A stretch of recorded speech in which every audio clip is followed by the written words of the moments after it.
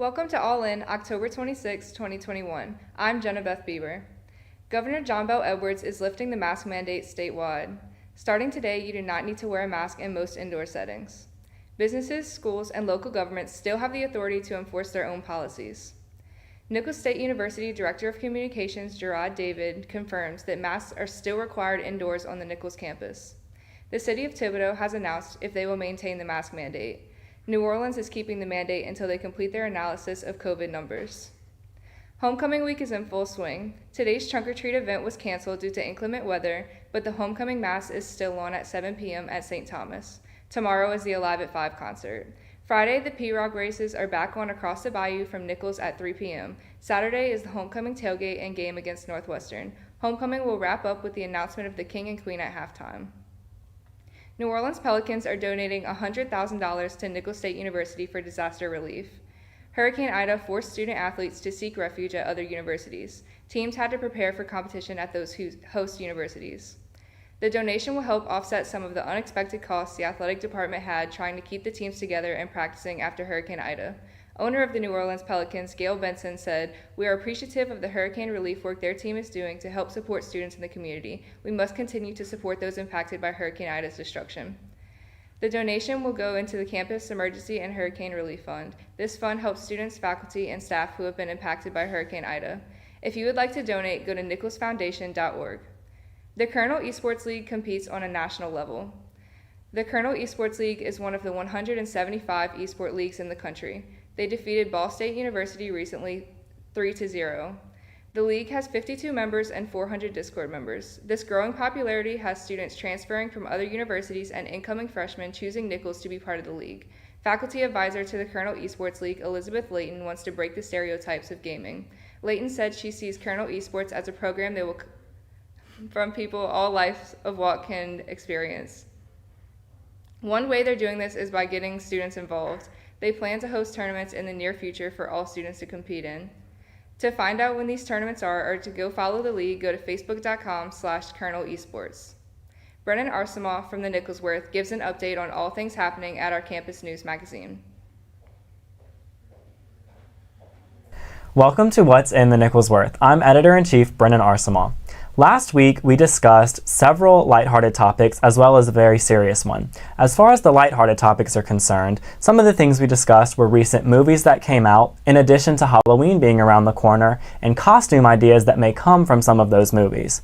We also discussed the importance of freshman involvement on campus, especially amid the pandemic and with the hurricane. A lot of people are finding it difficult to acclimate to the college life, but the best way to do so is just to get involved. On a more serious note, we discussed the COVID vaccine and the descent forms, which were due October 25th. So if you're having trouble registering for classes, it is likely because you did not either get your vaccination paperwork into the university or fill out your descent form. So if you've done neither of those, you need to do so in order to register. Moving into this week, we will be discussing some more Halloween costumes. We'll be wrapping up our candy competition, and we'll also be discussing homecoming and all of the festivities that you can expect when you attend the game. We will also be discussing a Nicholls faculty member who just received the Servant Leadership Award by the UL system. For more information on all of these stories, please visit thenicholsworth.com. I'm Brennan Arsemoff, and that's what's in the Nicholsworth. Nicholls Music is teaching a masterclass to high school students. On November 1st, Nicholls Music faculty will help high school band students with their audition music for the All-State Honor Band. Saxophone, flute, and percussion masterclasses will be held in Lindsley Hall at 4:30 and 6. Euphonium, trombone, and tuba classes will be held in the Talbot Choir Room at 6 and 7:30. Double reeds, clarinets, trumpets, and horns masterclasses will be held in Talbot 201 at 4:30, 6, and 7:30. For more information, go to facebook.com/Nicholls Department of Music.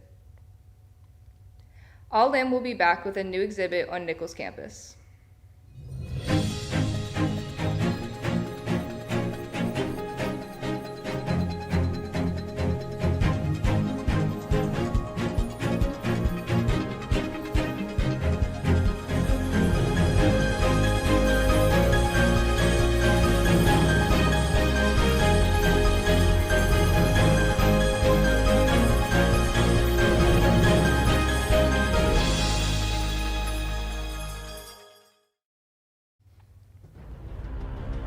Well, yes, sir. We'll get right on that.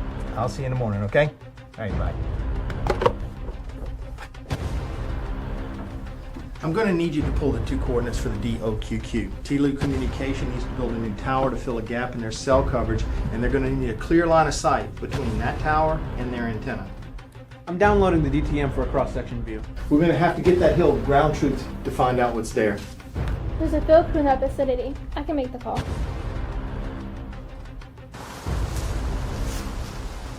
Okay, what do you need? We have a mature pine plantation about 60 feet tall. There's a clear line of sight at 175 feet and above. That's how tall they'll need to build. All right, looks good. Print it off. All right, here's the information on the hill we were looking at. It seems perfect for your new tower. We'll start construction immediately. Thanks for getting us so quickly. In the past, we would have to wait weeks. You gotta love modern geomatics. More like geo magic. We need boundary and top. If you're like me, your workday doesn't stop for you to go back to school. With Nichols Online, it doesn't have to. I work towards my degree on my own time. Plus, I get to learn from experienced faculty without ever going to campus. Log on to Nichols Online now. Here's a look at the new World War II exhibit. Louisiana played an important role in World War II as they were at the center of the country's defense preparations.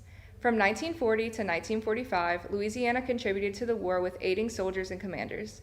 Louisiana also held training facilities for tens of thousands of personnel. Those war efforts in the 20th century initiated drastic changes throughout the state and country, which is now a main reason for how Louisiana and the country is set up today.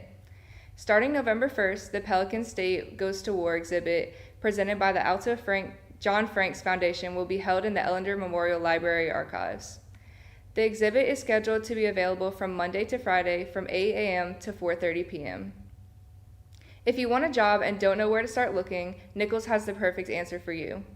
The Nichols Office of Career Services offers individual career guidance as well as help in beginning specific job search for students. They can be a help with organizing a resume and giving advice on how to prepare for an interview. Through the Handshake platform featured by Career Services, students can register to be connected with many employers if they're seeking a career or an internship. On November 9th, Nichols Career Services is hosting its Fall 2021 Job Fair from 1 p.m. to 4 p.m. in the Bollinger Student Union Ballroom. Come out for a visit with recruiters to learn about internships, full-time and part-time job opportunities. A milestone in the world of crypto, the first ever Bitcoin futures exchange traded funds in the United States, and experts say the ETF are potentially making it easier for investors to get into digital currency. In today's Consumer Watch, Jen Sullivan has a closer look and the warning from federal regulators. A landmark moment for cryptocurrencies. The first crypto ETF starts its full trading week. After going public, ProShares became the first fund investing in Bitcoin futures contracts. The futures are a marketplace where investors speak of what the price of Bitcoin will be in the future. The head of investment strategy at ProShares predicting this may be a huge stepping stone in the acceptance of cryptocurrencies by regulators. So, what does this mean? If you buy this ETF, you won't have ownership of Bitcoin. This just makes it really, really simple for folks to have the opportunity to add this exposure in the way they would, have a ETF for any other asset class, stock or bond. We already had things like Robinhood and Coinbase and other brokerages that made it easy to buy Bitcoin and other cryptocurrencies. But this opens the floodgates for more investors who perhaps had previously been intimidated to gain access to crypto. And it may also bring more regulation to an industry that, for some novice investors, still feel is a little bit of the wild, wild west. No one's saying it should be, 3/4 of your portfolio. Bitcoin can be a powerful diversifier in investors' portfolios. Meanwhile, on Twitter, the U.S. Securities and Exchange Commission issuing a warning to investors to weigh the risks and benefits of investing in a fund that holds Bitcoin futures contracts. For Consumer Watch, I'm Jen Sullivan.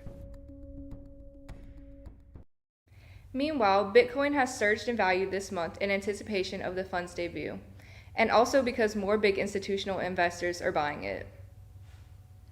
A major health warning on climate change from a new report. Researchers say the climate is set to have a code red impact on human health, and they say it's going to get worse. Mandy Gathe has more on the climate's effects on people in today's Health Minute. As Republicans and Democrats continue to grapple over the climate crisis, we know the wildfires, hurricanes, that there is a climate crisis. We have good ideas, and we intend to get a seat at the climate table and be productive with our ideas. A report published in the Lancet Medical Journal predicts droughts will hurt food production. Rising temperatures will encourage the spread of dangerous pathogens like malaria and cholera, and current climate trends indicate a code red for future health. In a 6-month period in 2020, the report says more than 51 million people were impacted by 84 disasters, from floods, droughts, and storms in countries already struggling with COVID-19. It says climate change contributed to more than 1,000 deaths during a record-breaking heat wave in the U.S. Pacific Northwest. The authors writing, the 2021 report of the Lancet Countdown finds a world overwhelmed by an ongoing global health crisis, which has made little progress to protect its population from the simultaneously aggravated health impacts of climate change. In an editorial with the report, authors say succumbing to the climate emergency is not inevitable, but change is necessary. For Health Minute, I'm Mandy. The authors note that people over the age of 65, along with people facing social disadvantages, were the most affected by record-breaking high temperatures in the Pacific Northwest and Canada this year. After the break, KNSU Radio will be reviewing a new artist.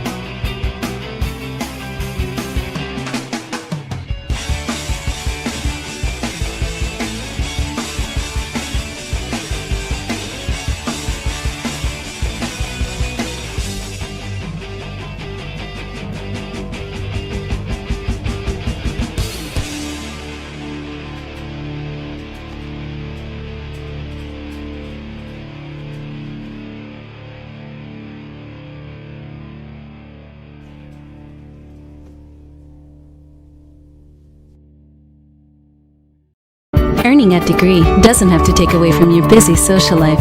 With Nichols Online, I can take affordable 8-week classes on my own time. Plus, it's from an accredited, respected university that I trust. Log into Nichols Online now.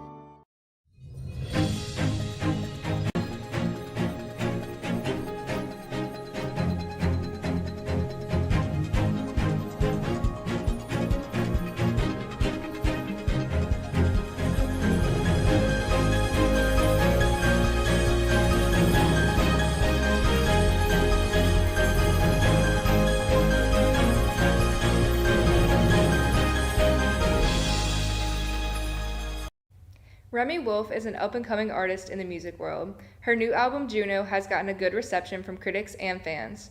Reviewing Juno here is KNSU Radio with the weekly music segment. Hi guys, this week on the music segment we're going to be reviewing an album. My name is Kirsten Foster. I'm Delaney Lagori, and we are reviewing Remi Wolf's new album, Juno.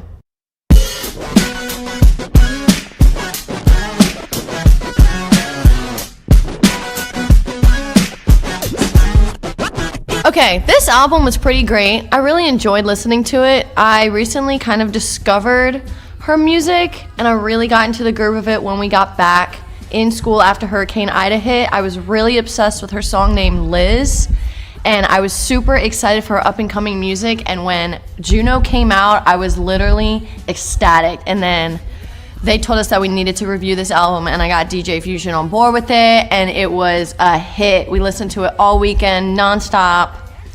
Yeah, so I'm kind of new to the Remi train. One day I Snapchatted a friend of mine to get song requests on KNSU Radio, and he requested Liz by her, and then after that it kind of just took me for a whirlwind. Liz is I would say it's completely different, but it's still kind of on the same theme as like this album. This album has like a really upbeat, fun, poppy, quirky mood and theme throughout the whole album that she keeps. Super, super groovy. She's got beautiful vocals. I've never really heard anyone with these kind of vocals. She just messes with different varieties and different variations of her sound. I have a plus, I have a positive, and I have a big negative. Okay, what? Okay, so my positive is that I think lyrically, like, she sounds good, right? Yes. But I think production is the better part of this album. Just the music is produced really well, and that's like what gives it like the poppy quirkiness to it. But her lyrics, even though she sounds good, sometimes I'm like, what are you talking about? Like, what do you mean? Yeah. What is your goal behind this line and this lyric and this whole song as a whole? Like Volcana, there nowhere on Google does Volcana have a definition. Yeah, it corrects us to volcano when we try to find the meaning behind it. So Remi Wolf, please release a description of a meaning backdrop behind it. We would really love it. Also, there's a song called Grumpy Old Man, and it is so groovy, but it has like this twang to it. It's so confusing because she's like kind of far away from twang, and then she's like has a country accent when she's singing the chorus, and it's really confusing, and it's like the middle of the album. I think it's her way of being like fun and quirky, because she like takes that like goofy, like Lil Yachty's done it, Young Buck's done it. She takes that like goofy tone and like says the hook in the chorus, which I really like. Yeah. But yeah, the album starts off super fast. Starts off with Liquor Store. Liquor Store. Liquor Store. It's so good. And then it gets a little slower, and then it just speeds back up towards the end. She has a lot of like dancey songs, like Buzz Me In. Sally takes like a techno EDM type vibe. Yes, we listened to It's that song groovy. last night. I heard it, like actually heard it for the first time last night. Like we listened to this album on repeat, and we listened to this song, and it went from slow to like techno. It was her blown way away. of like slowing it down, but the album is pop. That's my thing. The album is a pop album.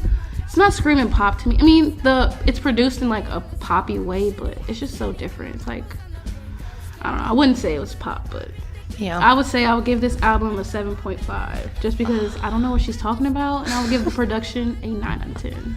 Okay, I would rate it probably an 8 out of 10. I love the songs in her new album, and I love the sound that she gives off. She is singing. It makes me excited for the day. I played Buzz Me In, which is one of her new songs that we haven't heard unreleased, and it is so It's so good. It's so good. It's so good. Thank you so much for watching this week's music segment. My name is Kirsten. I'm Delaney. And come back next week for more. Bye.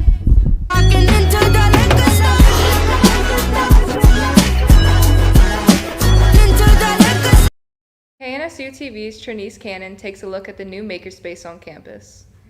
Newly opened this semester, the Hub Makerspace is located on the first floor of the library and is available for all students to create, design, and innovate. Head Director of the Hub, Jeremiah Johnson, shares more details on the space. The Hub is open for all students as well as faculty and staff to make anything. They can start by making class projects here, as well as personal projects, or they can also have group meetings here. Clubs can come in and make things, so it's a combination, whatever you want to make. The most popular tools here are the 3D printers right now. At the moment, the 3D printers have been going nonstop. They work 24 hours a day. We have 6 of them total, and they're constantly running. A lot of print projects will take anywhere from 5 hours up into 5 days to print, and so that's why they're generally running nonstop. And steadily, we've had a steady flow of people printing projects. It's been about 60% personal projects and about 40% class projects that are being printed. And it's usually on a first come, first served basis. So as soon as somebody comes in with a project idea that they want to print, we teach them how to design it if necessary, and how to take it to the 3D printer to print. Some of the other tools that I predict will also be pretty useful here.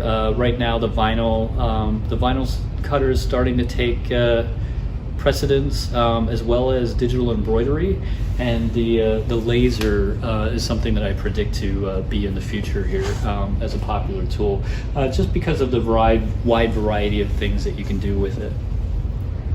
Hours of operation consist of Monday through Thursday, 9 a.m. to 8 p.m., Friday from 9 a.m. to 4 p.m., and Sunday from 3 p.m. to 8 p.m. For more information, be sure to contact the number 985-448-4069 or go to the website at nichols.edu/thehub, where safety forms can be found too. Stop by and bring your thoughts to reality here at the Makerspace. I'm Trinice Cannon reporting for KNSU TV. Today in entertainment news, movies, music, and yet again, the pandemic. Here's David Daniel with the Hollywood Minute. Ed Sheeran is the latest entertainer to announce he's tested positive for COVID-19. The singer-songwriter posted on social media he's self-isolating and will do as many interviews and performances from home as he can. Sheeran's long-awaited fourth studio album, Equals, is due out Friday. In short, the picture was a sensation. The French Dispatch made a big mark with a small release. The latest Wes Anderson film opened in just 52 theaters over the weekend and grossed an estimated $1.3 million. That's $25,000 per theater, the best per theater average of any film since the pandemic began.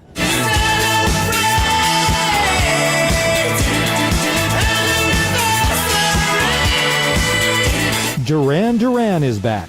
The British new wave band's latest video, Anniversary, features actors and lookalikes playing famous celebrities and younger versions of the band members. The song is on their new album, Future Past, now in stores. In Hollywood, I'm David Daniel. Next up, the top 5 box office movies this week, and what is the favorite Halloween candy in Louisiana?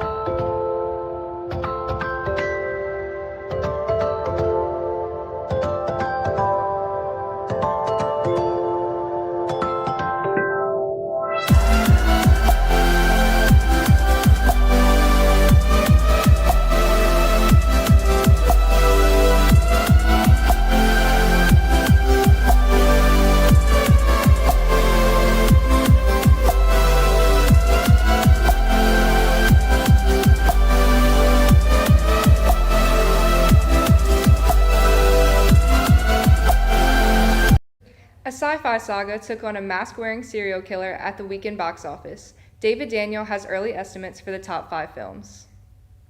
I am your... The animated comic adventure Ron's Gone Wrong opened in 5th place, earning $7.3 million. Venom, Let There Be Carnage is up to $182 million domestic after a 4th place weekend worth $9.1 million.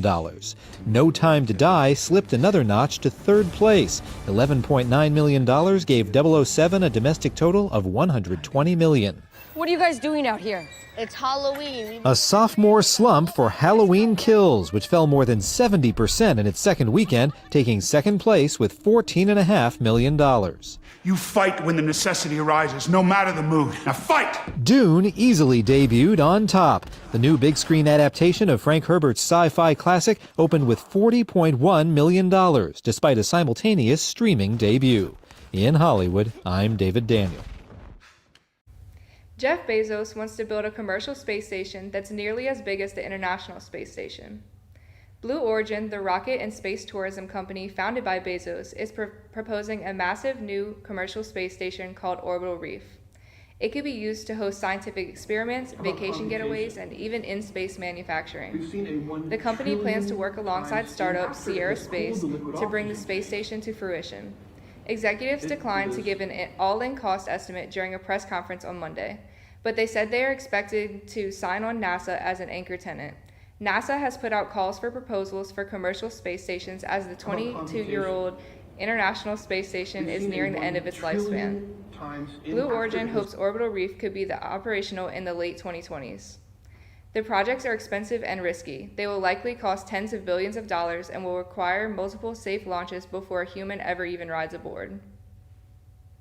A literal house of horrors from the big screen is a hot property hitting the market just in time for Halloween, Jeremy Roth reports. Navigating the real estate market can be a real nightmare. But horror movie fans could be looking at the house of their dreams because the home made famous by the Nightmare on Elm Street movie series is now up for sale in a Los Angeles neighborhood. A listing for the home, which isn't actually on Elm Street, features photos of a certain scary someone enjoying the Dutch colonial-style digs and all its features. And while the home itself is lovely, the price tag may scare you. It's listed for $3.25 million. And just to stay on spooky brand, the LA Times reports offers for the property are due by midnight on Halloween. Here's some scary spending news that may shock you. Americans are expected to spend a record $10 billion on Halloween this year. That's according to new stats from the National Retail Federation that predicts folks on average will spend $102 on Halloween-related goods like candy, pumpkins, and decorations. But most of it will be spent on, you guessed it, crazy and creepy costumes for adults, kids, and even pets. And really, can you ever have too much of animals and costumes? I say, nay. Just check out these South Dakota horses that halted the dressage to dress up for the Halloween season. The Suncatcher Therapeutic Riding Academy hosted a friendly competition where visitors could vote for their favorite festive filly or spooky stallion. For Take a Look at This, I'm Jeremy Roth. If you like to debate what Halloween candy is the best, this interactive map might help you make your case. It shows the most popular holiday treat in every state. CandyStore.com says it used 14 years worth of data to put together the map. For many states, some type of chocolate Halloween candy is the top pick. Montana is notable because the winner there is bubblegum. So what candy is Louisiana's favorite? Lemonheads. That's all for today's All In. I'm Jenna Beth Bieber. See you next Wednesday or whenever you watch the stream. Have a great week.